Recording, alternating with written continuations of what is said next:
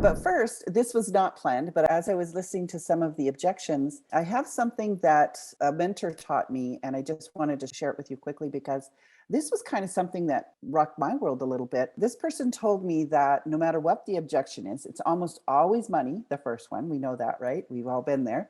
That objections pretty much fall into 5 buckets.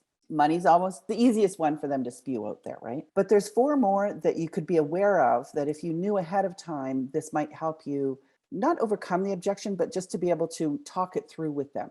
So there's money. The next one is spouse or support of some kind, right? Many people want to talk to their spouse before they invest in anything, and that's fair, right? But you know what really bugs me? I don't know if this bugs you guys, but when people try and shame them, oh, you have to talk to mommy before you buy, like that's just always rubbed me the wrong way.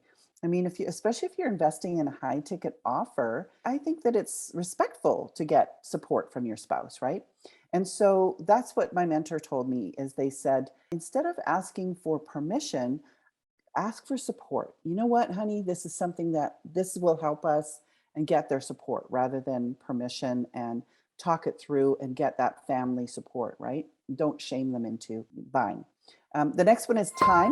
Lots of people are super busy, but in addition to that, they may be involved in other programs and things like that. So you need to think ahead of time why working with you would benefit them at the same time as taking another program, or if they're really busy, why this would be something that they need to do as well. The next one is fear. Joanne, you just brought this up earlier where somebody was talking about being fearful, right? And this is something that if you were aware ahead of time, maybe you could have, instead of being triggered, was able to sort of work through that with them. Why do they have those fears and that sort of thing? I've been there because back in the day when I used to do Facebook ads, oh my gosh, people would be ripped off bad by other people.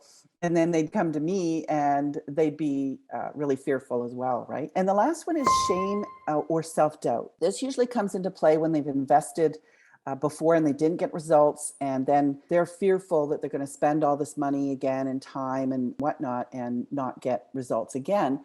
So they're shameful. They're like, oh, I've spent all this money. It didn't work. And they're afraid to tell other people and things like that.